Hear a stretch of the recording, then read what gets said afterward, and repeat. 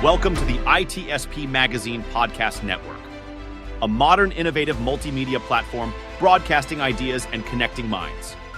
You are about to listen to the Cognition Podcast, a show that looks at humanity's role in the rapidly changing world of science and technology, with your hosts, Hutch and Glanden.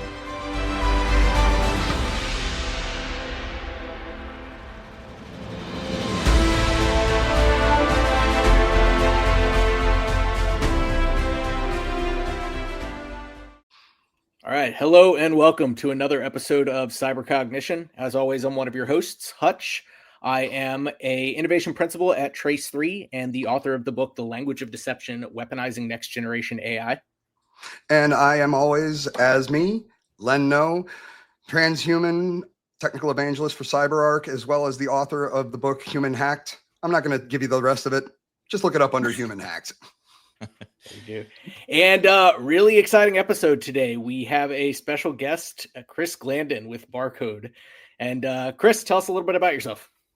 Yeah, thanks guys for having me. First off, it's an honor to be able to join you here on the podcast.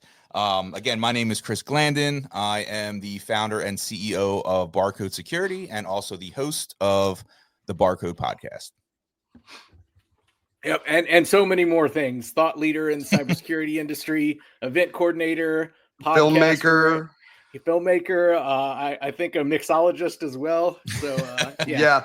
Gonna be exciting conversations. And one hell of a party host. Yep. I try. Always good times.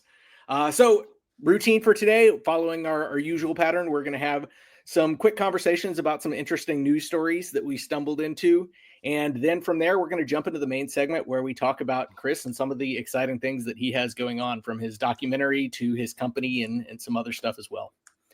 So with that, let's go ahead and jump into our first news story, which is that Xi Jinping and Joe Biden, so China and the United States, have reached an agreement that they will not be using artificial intelligence and integrating it with our nuclear arms weapons systems. So this was fascinating to me, not so much because I have any disagreement with this conclusion. I'm a little bit concerned that this conversation has to be had in the first place. Thoughts, guys? Well, if I may, Chris, I just got one shot because, I know you and I think a lot alike, so I'm going to let you tee this up. But I'm just going to go being the natural cynic that I am and go, this is China. This is the same country that said, no, we're not going to influence your elections. No, we're not going to try and infiltrate every one of your companies and steal as much data as we can. Trust us. And I'm going to leave it with that. Yeah, I found this interesting because if true, the typical tech narrative here is that AI safety negotiations are impossible, right? Because China is never going to slow down. But here's an example where you have the US and you have China engaging in common sense negotiations on AI and nuclear weapons. So again, if true, I think it shows that it's possible. And then it also, tells us that we need more of it. It's just insane to me that it's taken this long to get to this point where it's even making a headline like this. Yeah, where we're at least having some discussions. Yeah. Agreed. Yeah. I think that, so nuclear weapons is a whole animal in and of itself, because there's one thing about weaponizing artificial intelligence, which honestly, there is a whole movement against the category of laws, which are lethal autonomous weapon systems. That's anywhere where you take artificial intelligence and you allow it to make the decision of taking a human life. And I think that by doing that, you take away some of the emotional weight that you should bear whenever you do make that decision to take a human life. So I think naturally a lot of people are concerned in general about this category. But nuclear weapons is a whole different animal, because a single misfire or a single failure in that system could result in essentially the annihilation of the entire planet, where we have a back and forth reciprocal exchange of nuclear warheads. And I mean, the literal term that is used in deterrence theory is mad, or mutually assured destruction. It's this idea that if one party moves, everybody dies. And so while I do agree it's great that we're having conversations, to me, this one should have been a no-brainer. But what I do hope is that this opens up the doorway for having some of those other conversations about the question of whether or not it is ever acceptable to offload the decision of taking human life and taking that away from human beings. I really, oh, go ahead, Chris. No, I was just going to say, I think that's the bigger conversation to be had, right? I'm fearful of self-driving cars going down a one-way street. This is just an insane concept that you could have AI be the sole point of an execution chain that could put humans down, right? Fully automatic would be, hard stop for me. My point, I wanted to key in on something that you said, Hutch. As a former soldier, and I got nothing but mad respect for you for it. I think there's just something in terms of the humanity, like you were saying. If you're going to take that life, it should weigh on your conscience. It should be for what I would consider to be a moral reason, or a reason that you have to be able to look at yourself in the mirror the next day and say, I did this, but there was a point behind it. Life should never be just another line of code. So I just really thought that was a really great way that you had brought that point up. And I think that's something, unfortunately, when it comes to countries and geopolitics, I think that's a point that's very quickly and easily forgotten. Yep. And I think more and more we are seeing movement in this direction. While it might not be nuclear weapons, we are seeing lethal drones that are being deployed that are autonomously killing. That is the Ukrainian-Russian war right now is ground zero for that. We're also seeing Iran come up with a lot of, and we have even defense contractors that are building these same types of systems. Oh, I was seeing something the other day, and I think it was based in a movie, but at the same time, it made me think, when we think of drones and things, we're thinking of like what you're talking about, the big military style drones. But what about those little quadcopters that are about that big, with a swarm of those with like maybe 1 ounce of payload in it? If it ran right into somebody's forehead, and you don't have to take out the whole room, and you can have something very small. And like you said, put about 2,500 of them out there in a swarm. You could strategically just, with the AI, assign it to just go out and wipe out an entire Senate. So, I mean, it's terrifying. And, unfortunately, with geopolitics as they are, I think it's just going to be a race to see who can get it first. I mean, look at what happened not too long ago. And we're not getting into the politics of it, but, it's the first time we've ever seen exploding pagers. Yeah. Yeah, that was quite the event.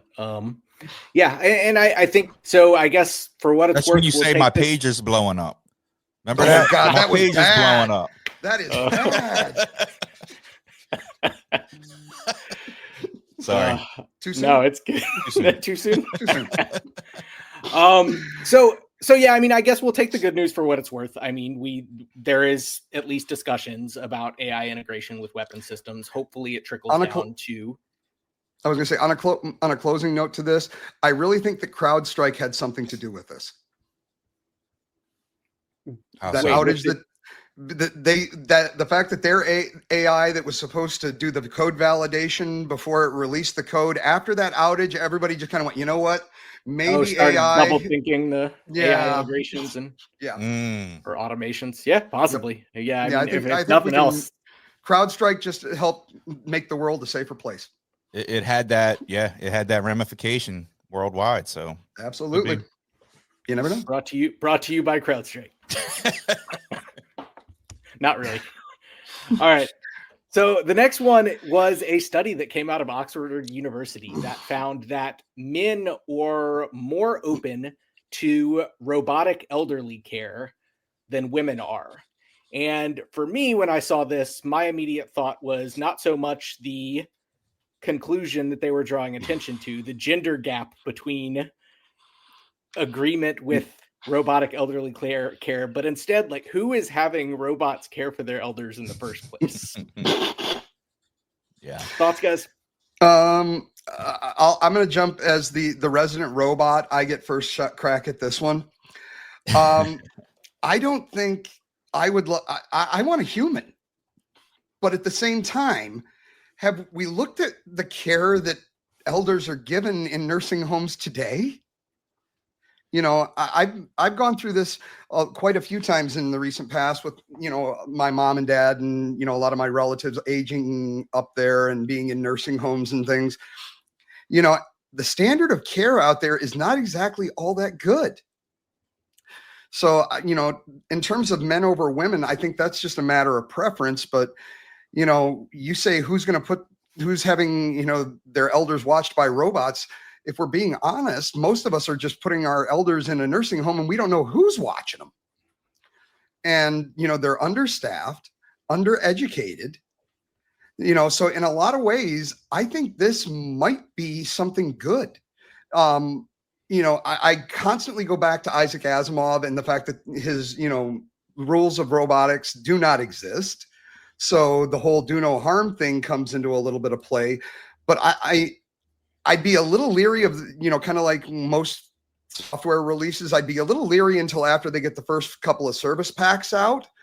But, I think the idea of more autonomized care actually makes sense. And I've even been in contact with some people that are working with a project, I believe it's out in Utah, where they're using completely they're calling them nurse-free beds. So these beds have all of the sensors in it to get all of the vitals. They've got a PIC line in these patients. So from the meds are delivered intravenously. And it's basically essentially a hands-off situation from a medical perspective. The only thing that I think we would have to do is find some way of making up for that lack of humanity that you get with that personal connection to help the patient from an emotional perspective. But I think this has the potential to be, groundbreaking. Yeah, I agree. I mean, I think gender aside, that there could be benefits to AI caretakers at any age, 24/7, 365 monitoring, medical alert systems, on demand vital checks. But I mean, according to this specific article, it says old age, right? So that is an important factor, I think, that we need to consider, or that I considered when I looked at this. And their logic could be, for what the stat that they presented, is that because maybe their significant other is old too, and they're not capable of taking care of themselves, or they have trust issues. I think there could be other variables that go into, the decision-making process there. But I'm also not fully convinced that the tech is really primed for that responsibility, or fully primed for that responsibility yet. I think that there's levels to it, for standard care. Yes. Companionship, reminding you need to take your pill. Cool. But an elderly person with dementia that forgets to charge their robot overnight, and now the robot dies before they do, depending on a robot to do other shit that a robot can't do. Those are situations that I think that I agree. I agree that, for home care, but I think, staffing nursing homes with these types of things, especially when you could potentially get a 1-to-1 patient to robot ratio, I think that would be better than what we're dealing with now. I think it's that oversight factor too. Yeah. That and helps. Keep a human on site just in case. But, I think the way you laid it out was pretty good. What do you think, Hutch? Yeah, so I think the most amusing part when I read the actual publication from Oxford is it used, and I wrote down this quote just so I could read it. So they listed the key takeaways, and the number one at the top of the list was, overall, people are not very enthusiastic about being cared for by robots. Well, no shit.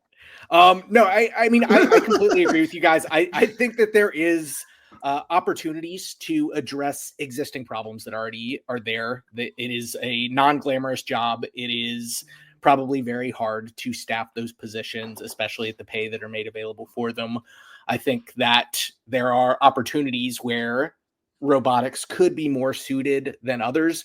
I think there also may be a shifting sentiment here too, because if we think about it, this is done with the current generation of elderly, and most of our current people that are in elder care right now were not the technology generation. And so this is a very foreign Very thing good to point. them. I made a post on social media about this article, and my mom was like, if you ever put me in the control of a robot. I think it will be interesting to see if this sentiment does shift as it moves more towards our generation moving into elderly care, where we have grown up with this technology all around us instead of a generation. Here's a question for you, Hutch. Your mom said, you're out of the will if you could give me one of these. What would you say, the idea today? Like if I had said, Hutch, if I could get you a robotic through, if I could call up one of my robot friends and say, hey, when my buddy Hutch, reaches that age, would you go take care of him? If I could do that for you right now? Man, they're going to find me in my old folks' room picking the thing apart to figure out how it works. I'm going to have a blast. Now, you talking about fully mechanic, or are we talking cyborg situation?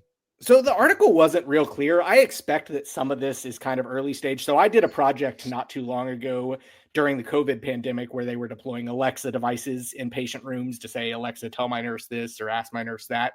I think it's probably stuff like that, or they have like the Mabu robot, which does exactly like Chris, like you said, reminds you to take your medicine and kind of does that basic companionship stuff.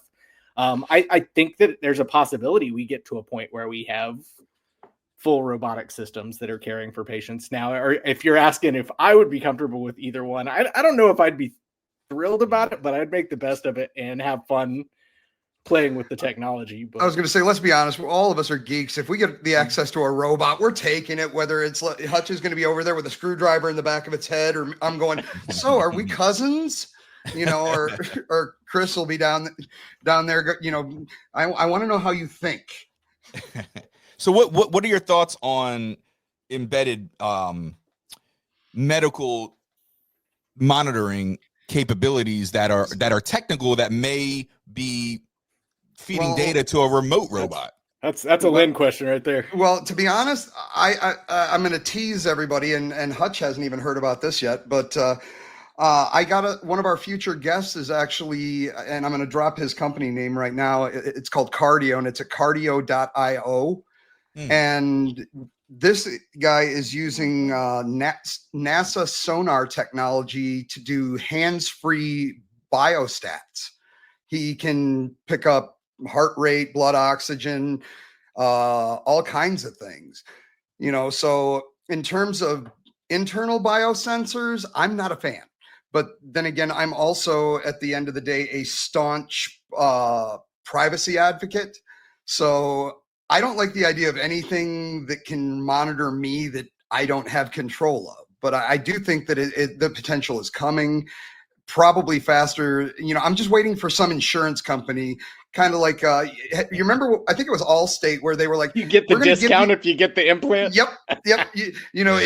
If you plug this into your car so we can tell if you're an asshole driver, we'll give you a better discount. I'm just waiting. Man, that's almost certainly going to happen.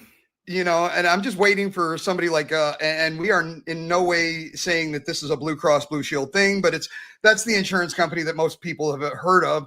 They're going to come out and be like, all right, if you get this implant, that'll tell us if you smoke, drink, use drugs, if have precursors for cancer and all this other stuff, so we can determine how not to cover you, we'll give you a discount. I'm just waiting for it to happen. It's going to happen. So for all of you out there from the current robot, don't get that implant.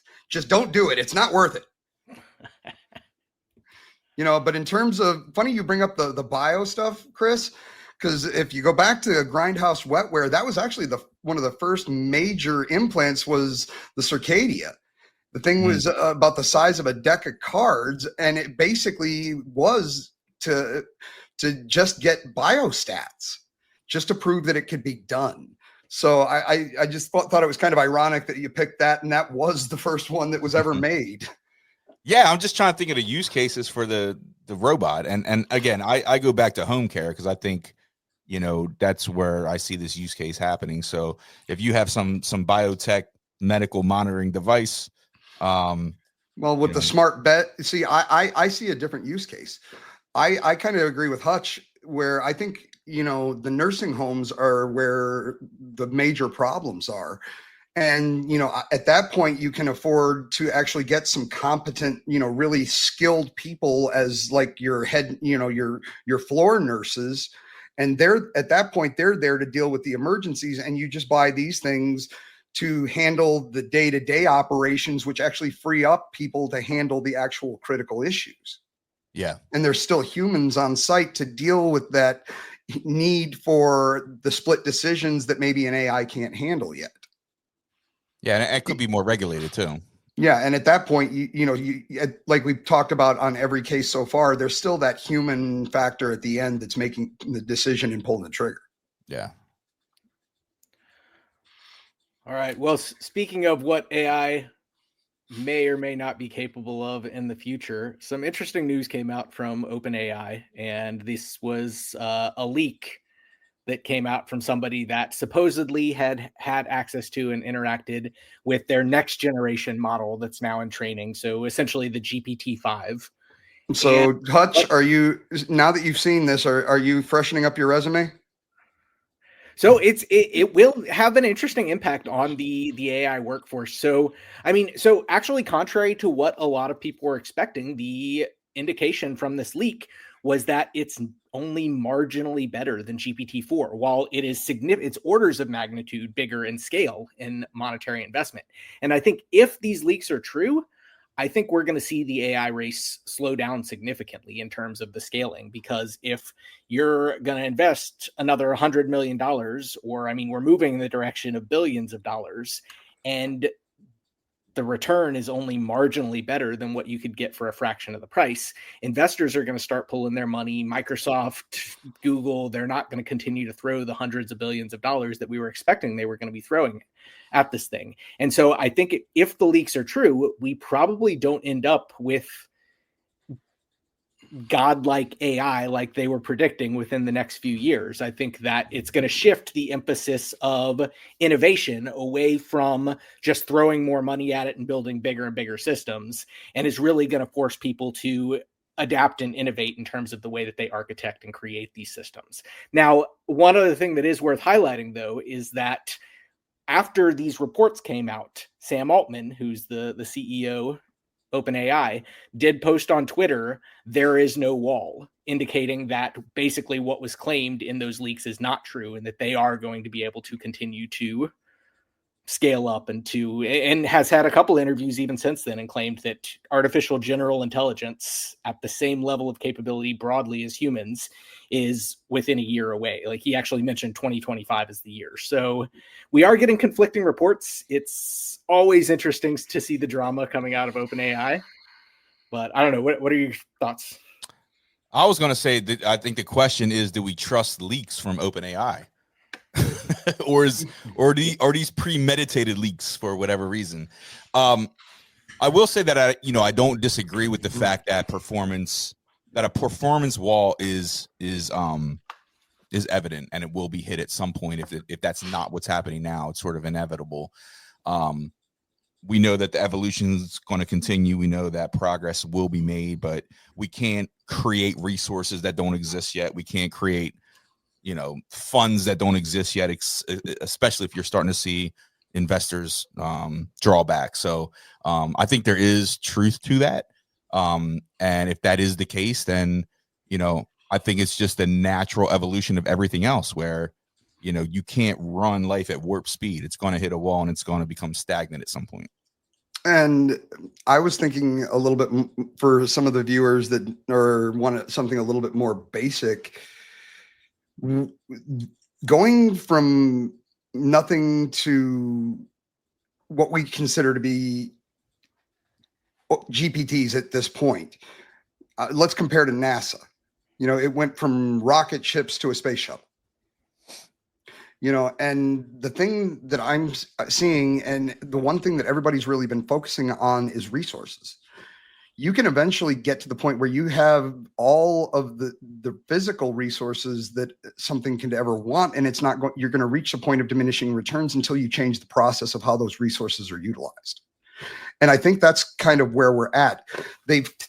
taken the models that we started with and they've kept advancing off of the same basic start point, making them bigger, better, more efficient, but that code is only going to go so far.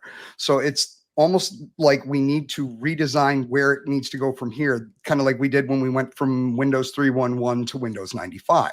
It's going to have to be something completely new. And the other thing that, we were all talking about before we actually started the recording, and I'm just going to throw it out there for these guys because they're the AI experts. We still have the concept of quantum that's, right around the corner. I mean, we just recently hit the new status point of 2,000 qubits, and we only need 4,000 to actually start using these things in a normal standard way. So we've got that on the horizon as well. So I think that there's still a ways to go. And do you guys think and I'm throwing this out there just as for my own curiosity, since I've got two of the AI experts sitting here with me, how do you think that a lot of what we're seeing in the current neural networks and AI, can that stuff be ported over directly into or have some type of a transfer capability into the quantum based on your understanding, or are we going to have to start over from scratch there as well? So I think a little bit of both. I think that there is going to have to be some recoding and refactoring as far as how it's performed, but it essentially is. I mean, the way that we do artificial intelligence is just the composition of billions of floating point operations, just small mathematical operations, which, yes, in theory, we could do with qubit mathematics and with qubit computation. And so I think it's not necessarily just a lift and shift. There is going to be some refactoring, but if quantum takes off to a point where it is usable in the same, I guess, I mean, we've seen some interesting developments that are actually moving it away from kind of the extreme cold temperatures that were required and some other proof of concepts as well. If we get it to a point where it actually is feasible to use by normal organizations and scalable. I think scalable is the real hard part of quantum, is you start these small problems that you have of quantum entanglement and some of the other challenges at scale just become bigger and bigger. And I think that's the biggest obstacle. But in theory, yeah, if we get it to a point where it is usable, it is going to be just as usable for AI as it is for breaking encryption or other kinds of mathematically intensive tasks. I echo that statement. That's all. I want to end it there. Yeah, I can't contribute too much to that thought, so I hope you can cut that. Hutch, well, I mean, I'll even admit, even for me, I mean, quantum's over my head. It's oh yeah, that's why I said based on what you guys. That's the physics of the world. I could not add anything to that statement. So thank you, Hutch. Yeah. But now it's time to get it. I guess. Okay. Well, I guess taking it back one step, the one thing that I will say on this is that I actually personally hope that this is true, for a couple reasons. One, I am very concerned about how society would handle the dramatic and very rapid shift to a world that has artificial general intelligence. So I think possibly this saves us from that. At least makes it a more gradual transition into it, instead of one day we have it and the next day we don't, or vice versa. And I think the other thing is that it's exciting because it shifts the emphasis on innovation. And so instead of just the winners are the ones that throw the most money at it, which is what it looked like it was going to be, it really becomes any engineer that's smart enough to come up with the creative way in their garage of how to do this could become the winner, rather than just Google, OpenAI, and Microsoft throwing more and more money at it and saying, hey, we created. Could some way quantum sort of erase that wall? The wall that that OpenAI is saying that we potentially hit. It's going to be disruptive if it happens. Yeah, for sure. Mm-hmm.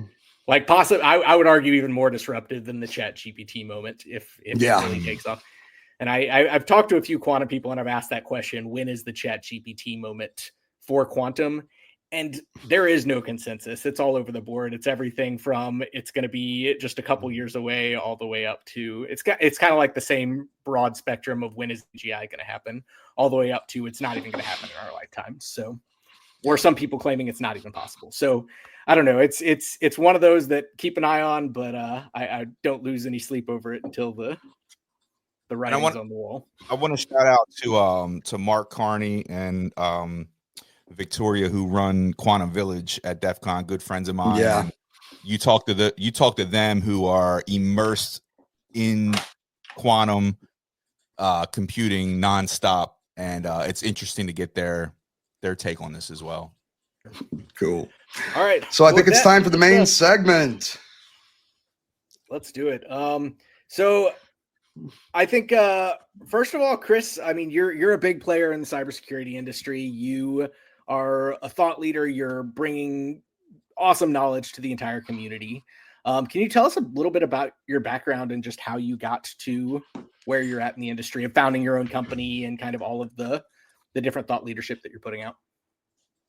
Definitely, man. Do you want the long version or the redacted version? The version you want to tell. Whatever version makes you the most happy. Yep, for sure. All right, I'll run through it as fast as I can. So born in Wilmington, Delaware. Then when I was really young, moved to South Jersey. My father is a jazz pianist. He used to play in the Atlantic City bars at the time, so we had to really move close to proximity to Atlantic City. Was interesting growing up as a kid. Ultimately moved back to Delaware when I was in high school, and this was 92, 93 era. And so I don't really have your typical hacker journey, but reflecting back, I've always been into technology. I've always loved tech. I was probably hacking shit before I knew what hacking shit was. But I really wanted to be an artist. I think, tracing that back, I really love to draw. I love to draw pictures and unfortunately it's very hard to make a living by drawing. Extremely. Especially now, right? Especially now. Yeah. So it was either, draw for Marvel or become a police sketch artist. Those were like the two avenues that I felt like we could have met under such different circumstance. he had an egg head and a really long beard.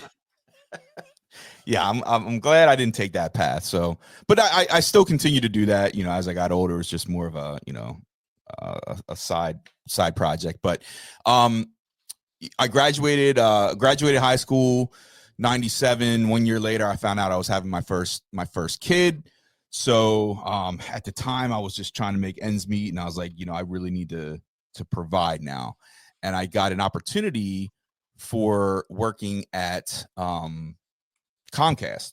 It wasn't Comcast at the time; it was a local cable provider. But I didn't go to college after high school, and I really was focused on just providing at that point.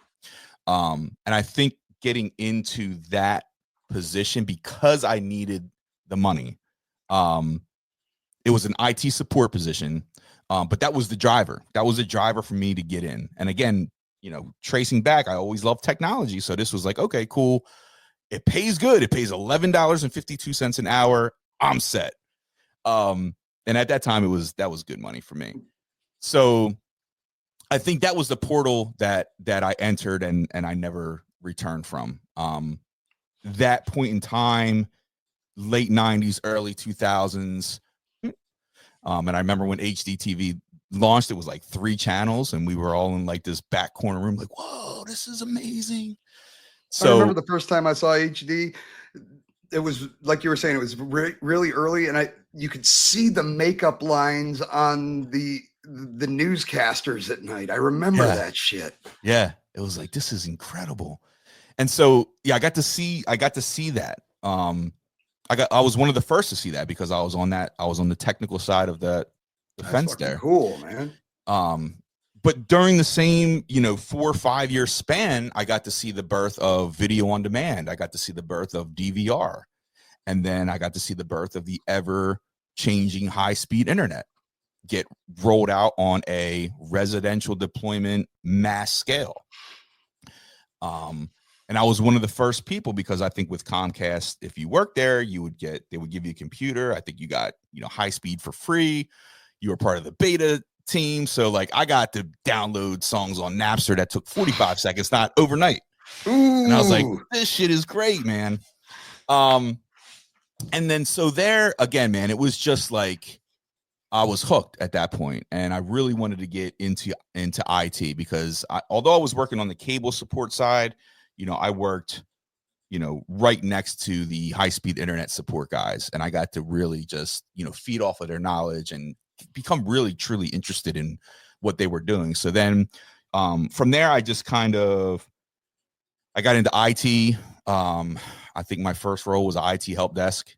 So actually IT help desk at Chase, which was like getting thrown to the fire, but I'm glad I did it that way.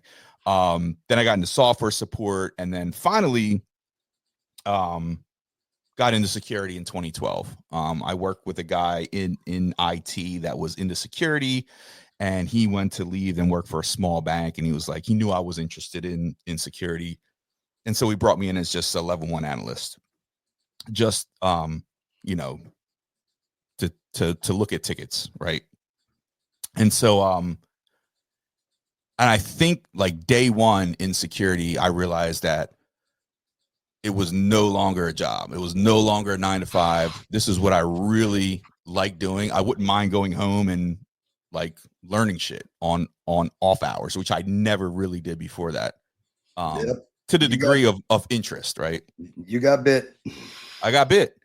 And so from there, man, I just I took like my CEH a month after being at that company. I didn't know shit about security, failed my CEH version 8, I think it was. But then that was just more fuel for me to go back and get it like 2 months later. So right on. Got it. And so, yeah, man, just fast track from a level 1 security analyst up to where I'm at now, running my own security consulting firm focused on helping small to medium-sized enterprises. That's awesome, man. And you have such a presence when you're out there, dude.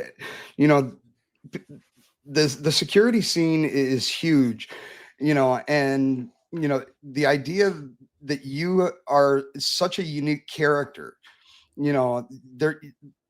I'm not saying this in a bad way, but there's thousands of us out there, and you're like one of those people that you can walk into a room and everybody knows you're there, man.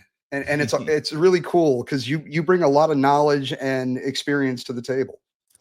I appreciate it, man. I really do. And I think like my artistic background, I think comes through with that. And then also the fact that I would not advise anybody to not get the education if that's made available to them, but also for the fact that I do want to point out that especially today that you don't necessarily need that to become successful. For me personally, I think that became more of a driver to become successful and become in the business of proving people wrong, because I was always told that I couldn't do it because I never went to school, because whatever the reason was, it was really hard. For spite is the greatest motivator in the world, as long as you don't let it corrupt you. Yeah. And it still drives me to this day. Me too. Because I tell myself I can't do something if nobody else is telling me that, and which just pushes me to that next level. So I still use that. I mean, I don't think that fire ever goes away. Only if you let it. Only if you let it. You're right. But never become content either. That's the other thing is becoming, that character, like being able to do security and then doing consulting and then doing podcasting and now doing film. It's like you never reach the finish line. So for me, it's like, all right, I got to this level. There's something else that I need to do to continue on. Yeah. And I do agree, as a hiring manager in technology, the first thing that I look for, it's not a 4-year degree. It's not certifications. It is, do you have passion? And if you're out there creating a GitHub repo or doing a blog or publishing your own thoughts, that to me carries way more weight. So, yeah, good it's stuff. Passion, man. It's yeah. Go ahead. Sorry.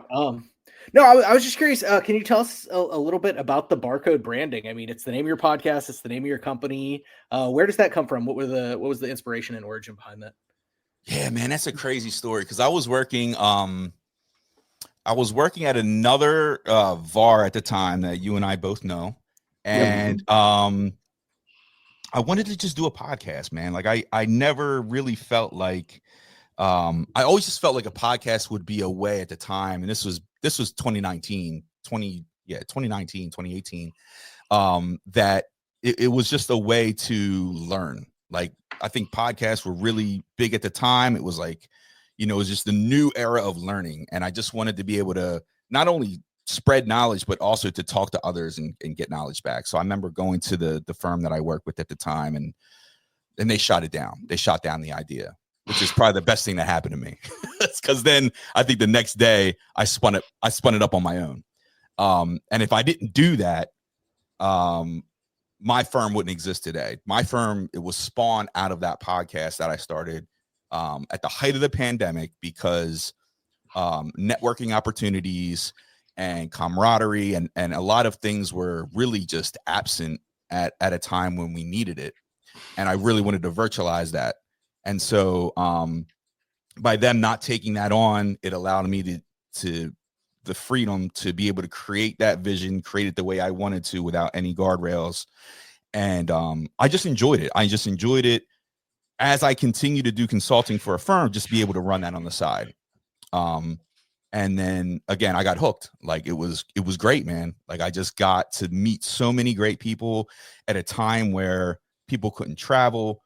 So I was getting, talks with Bruce Schneier, with Ron Gould, with all of these big names that I probably wouldn't get, or I think I wouldn't get unless, of the timing, which is very unfortunate timing. But I also had that accessibility to folks that I wanted to have on and talk to.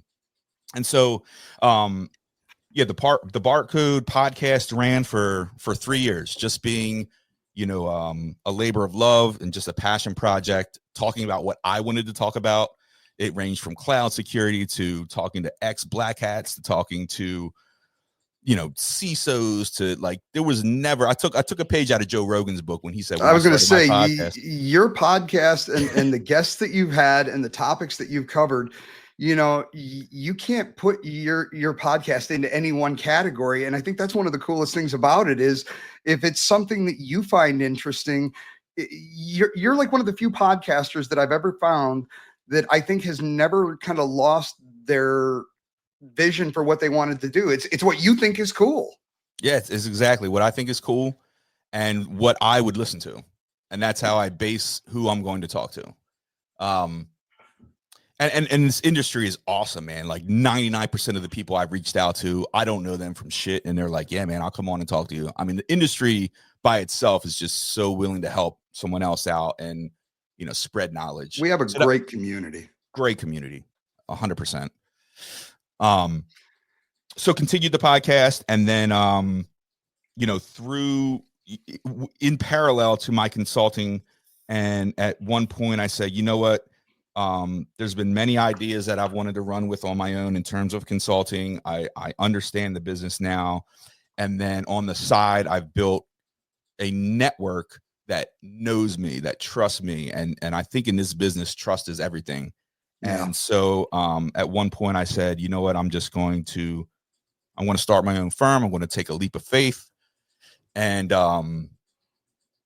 that was it, man. I started BarCode, the firm, which consists of the podcast. It consists of strategic advisory services, VCSOs, pen testing, training services.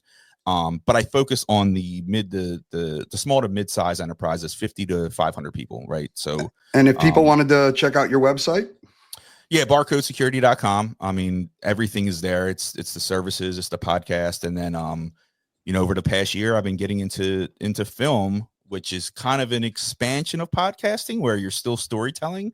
But I've always been fascinated with film, so I wanted to go down that route and start visually presenting storylines to a mass audience. That's, stories that are bred out of the cybersecurity world.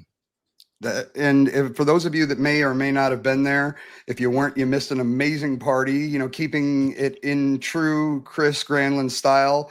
Back at DEF CON, he rented out the BarCode Lounge and debuted his first film. First film, Inhuman. which is all about the weaponization of AI, and was honored to have Hutch there as the foremost expert on AI weaponization. But yeah, it was their second year in a row doing a live podcast at a bar in Vegas called BarCode. And super cool people, man. And yeah, I'm looking to continue that. Order a bottle cap if you go there. That was good. That was, yeah. Yeah. For anybody that knows me, one of my favorite tricks to do is I'll pull a beer bottle cap to show off the magnet in my pinky. So I walk up to the bar at Chris's event and I'm like, yeah, can I get a bottle cap, please? And she's like, okay. And comes back like 10 minutes later with this drink and hands it to me. I'm like, what the hell is this? And she goes, you asked for a bottle cap. And if for those of us that are old enough to remember, there were these little candies that we had when we were kids called bottle caps. And they were kind of like a sweet tart kind of a candy. Yeah. Yep. And this drink tasted just like it, and it was absolutely delicious. It was good. But that was also adhered to your hand too. Yes, it was. Yeah, I saw that. So yeah, I mean, let me echo here what Lynn's saying. I mean, yeah, I got the privilege of being at the premiere. It was amazing, extremely well done as far as the effects and the quality of production all around. Mm-hmm. And so I'd just be fascinated to hear, like, I know a lot of people in cybersecurity. I know a lot of people in hacking. I don't know a lot of filmmakers. Yeah. And those that I do know are probably amateur at best. So like seeing something at such a level of quality, especially for your first one, I'd love to know how you got into it and kind of, how did this come together? Yeah, thanks, Hutch. Well, what's crazy is that there were only two people outside of the talent that we had in the film that produced this. It was myself and another gentleman, Matt Barnett, who is also in security. So he's not a filmmaker either, but he does filmmaking on the side. So I said, look, man, you know my vision, you know how we want to portray this. Being in security and being a filmmaker, it was just the perfect synergy to put this together. The original concept for Inhuman, I'll have to go back and trace the episode number, but I actually spoke about this on a podcast, and the idea was sort of formulated during that conversation. And then I just took it to the next level. I think the next day I said, look, man, I got to put together a film on this, a documentary on this. But my goal was to educate a mass audience. So not just people in security who understand the risks of AI weaponization, but, to show this to my neighbor who works at a refinery, that was one of the points that I was going to make, Chris, is you did not make, this is something that anybody could watch and take something away from somebody who's, as advanced in AI as Hutch, somebody mid-level like myself to, like you said, somebody that has nothing to do with tech at all, that just hears about all the fantasies and, what could be's. And this is a great way to level set across the board. And I think, that is a very, very difficult thing to do when it comes to, topics like this, is being able to disseminate it in such a way that it can be digested by the masses. And I think you've done an amazing job. Well, thank you, man. And the way that I did that was try to relate it to what everybody else sees: your self-driving cars, your deep fakes attacks now that are going mainstream that everybody knows. So it's like, but people are like, well, how does that affect me? That doesn't affect me. Okay, it does affect you, and this is how it affects you. But yes, I was fortunate enough to interview, very elite experts in AI, from security to developers to historians, and I was very lucky to get people that understood the message and not to be overly technical, to be able to explain it in ways that would resonate with anyone that watches it. So I owe a lot of that to just the people that I interviewed. Awesome. Well, what else can you tell us about other projects that are currently in the works? And before we get into the future projects, I know that we're talking about this amazing documentary, and I know people are going to want to watch it. I know that you're working on distribution channels. So before we get into the future projects, is there any way that somebody can get a hold of this? What are you hoping to get? Where do you want to take it next? Is there, if somebody wants to try and do a showing of this, can they reach out to you? Yeah, definitely. If you want to do a private showing right now, reach out to me, Chris at BarCodeSecurity.com. We did premiere it in Vegas as our West Coast premiere. We just premiered it in Philly at an AI conference. I'm going to premiere it here in my hometown of Wilmington, Delaware pretty soon. Right now, because we are working and talking to distributors, we're also talking to Netflix and Paramount Plus as well. I can't release it publicly, but contact me and I'll get a way, or I'll figure out a way to get that to you so you can screen it. But yeah, that's the plan right now. And again, these are things that, because I'm still learning, these are things that I'm still learning. Distributors, film festivals, all of these things. And it's just going to help me with, the next film that we'll be producing. Yeah, we didn't want to just throw it out there and tell you guys how great it was and then go, too bad you can't see it. So you will see it. You will see it. On that. Yep. You will see it. And the challenge is, we all know how fast-paced AI is. And so we also need to be cognizant of releasing this when it's outdated. I mean, there are aspects that are already outdated. I mean, it could be outdated tomorrow. But even if the technology moves past it, it's still well worth it. There's still going to be a lot of relevance just in terms of, how he's laid out the history, and it's a great foundation. So regardless, you're going to want to watch this one. Yeah. I'm surprised how well it's aged for being a year and a half after filming.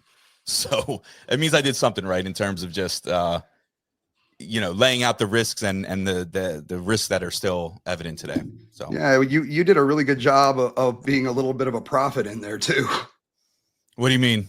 If you compare, by being able to predict what happens. Yeah, if you filmed this over a year ago and we see where we are today, you were a little bit prophetic in there as well. Yeah, and I stunned myself with that. Like, I just went and watched it again last night just to review it, and I'm just like, again, man, a lot of the credit goes to the experts that I've interviewed. I just laid the storyline. So what's coming up next? You got events. You've got. I know for a fact that you're going to be giving your first presentation. So that's going to be exciting. My first conference presentation is going to be at B-Sides Philly in December 6th. And the presentation will be on algorithmic fate. So this is the first time that I'm doing this presentation. A lot of research has been included with this, but it's all around how AI and ML, if it could determine the fate of humanity in some instances. And again, this is not my personal beliefs. This is not personal views, but it's laying out research that has been done, legitimate research that has been done. We always think about AI. Okay, cool, man. We can go on ChatGPT, ask a question. We can go on Midjourney, create a picture. But you have to think about the existential implications of AI and not discredit that. And Chris was really cool and gave me a little bit of a preview of some of his deck earlier this morning. So I kind of seen a little bit of a preview of this, and I will tell you right now, I'll be sitting in the front row. Thanks, man. I need the support, man. Yeah, I do want to say one thing real quick, and what really helped motivate me to write this particular presentation was Hutch, your talk at I believe it was HUSECCon, where I think you started out the talk by saying, never discredit talk about this. Nobody wants to talk about this, but also don't discredit science fiction. What you believe is science fiction may not be science fiction in the future. We're living in 1980s science fiction right now. Amen. And so for me, it was like, all right, everybody looks at this as, yeah, you can't predict what's going to happen to me later. And there's going to be a lot of pushback on that. But at the same time, shit that we were talking about 20, 30 years ago was just insane. And we're seeing it happen now. Yeah, exactly. Yeah. So thank you awesome. for the motivation to even go down that rabbit hole. I mean, have you guys ever seen those? I don't know. I think there's a website, but it's like all of the things in Star Trek that came true. Yeah. Oh, they just have a running tally of checking them off. Oh yeah, because I mean, if you remember the tablets, we got tablets now. You had the little beep beep beep. Oh, we got cell phones. You've got Fitbits. So you can basically just go, oh yep, now I've got all of his vitals. It's like all the shit from Star Trek that used to be science fiction. And we'd go, wow, that's really cool. And it's like, fucking hey, we got it now. Yeah. Yeah, no, so I actually talked about this in my book a little bit too, how I feel like science fiction historically was a way for futurists to put their ideas out there in a way that wasn't as quickly dismissed. Because if you do it in a scientific way, sometimes people are pretty quick to dismiss that. Whereas I feel like people have used science fiction as a way to kind of follow the trend line and predict what is coming. And it has, in many cases, tended to be really reliable. So, well, here's more of a philosophical question. Had it not been for those 80s science fiction things, would we have those things today? Yeah, I mean, it's a great question. Yeah, whether we're forming reality based on our perception of what was supposed to be the future, or whether that was always going to be and somebody had good foresight. I mean, it's a hard question to answer. It's definitely one that we should take offline at a bar somewhere. Yep. I mean, it also goes back to, strive to prove people wrong. And I say that in a motivating factor, right? This will never happen. Okay, I'm gonna prove to you that it can happen. And that doesn't happen in every case, but the closer that you can get to that, it not only it just continues the conversation and it makes people think outside of the box. And it forces people to come up with new things. Like you said, that's in my opinion, that is the essence of what being a hacker is just refusing to accept what is told. Exactly. Yeah. Any other events coming up? Well, you mentioned bar, so I think we're all three of us are going to meet up in the DFW region soon, December 12th. So about a week after B-Sides Philly, we will be in Grapevine, Texas with the Cyber Circus Network for our Lone Star Cyber Circus version 2. We ran this last year. We had a lot of fun. Cyber Circus Network is myself, Philip Wiley, Kevin Pentecost, and Jason Papillon. And man, we just get together and we have a really good time and doing a live podcast. So hoping to see you both there. And I've already got my ticket, and I have a suggestion for the Cyber Circus. Okay. Your followers, we need to be called the clowns or the jokers. Clowns.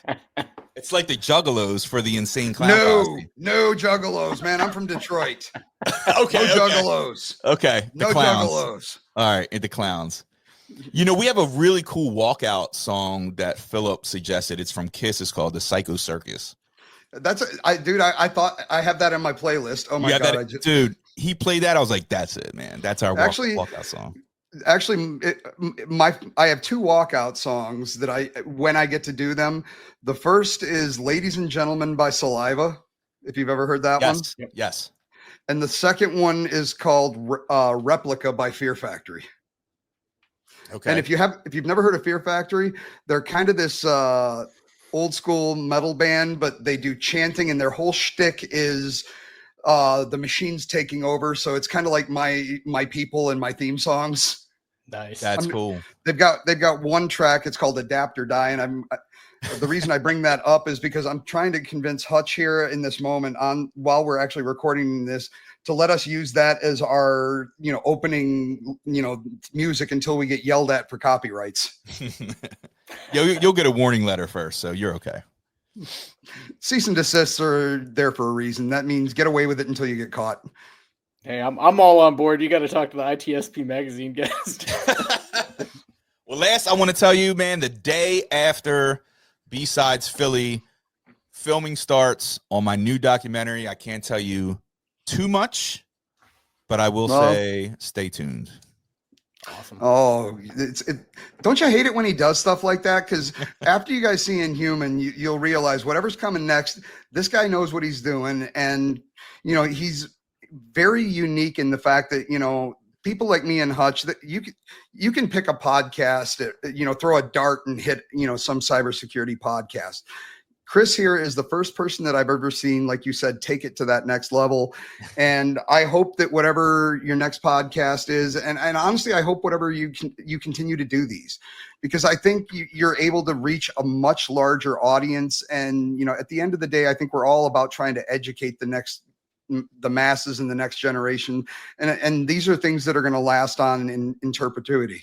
So, hats off to you, man. Well, thank you, man. I want to thank you both for being, differentiators in the industry and continuing to push the boundary lines. And that's why I love you guys. I love this podcast. I'll continue to push that. So you both, are inspirations to me, especially in the realm of AI. I learn a lot from you both. So thank you. Yeah, thank you for coming on. This was an awesome conversation. Fantastic time. So we'll definitely have to do it again sometime. Definitely, man. I'll see you in about 2.5 weeks. Any closing words? Anything you'd like to tell anybody on the way out, Chris? No, barcodesecurity.com. That's where you can find me, Chris at barcodesecurity.com. I'd love to continue the conversation. Thanks for having me on. So absolutely. If you like our stuff and you haven't heard Chris's podcast, go check it out. His historical, look through his archives, man. He is like, oh God, who is the old dude? I'm having a moment. The old dude with the suspenders that like interviewed everybody. King. Larry King. King. Chris is like the Larry King of cyber. It doesn't matter who they are. Next time I see you, Chris, you need to change yourself to some really thin frame glasses, put on a dress shirt with some suspenders, and just sit there and just lose all sense of tone, and just maybe for Halloween next year, you should go out as Larry King. Or King. Is that my new hacker handle? Because I'm still waiting on you to I know it's coming, my dude. hacker handle, man. It's coming. It's coming. And I've had both of you on the show as well. Do you happen to know the numbers? Not off the top of my head. All right. If not, go to BarCode and listen to both of their episodes, man. It's phenomenal. So I got nothing else. Thanks, Chris, for coming on. Always a pleasure, man. Look forward to seeing you here in a couple of weeks in Philly. So, Hutch, take us out. Yep. Cybercognition, over and out. Peace.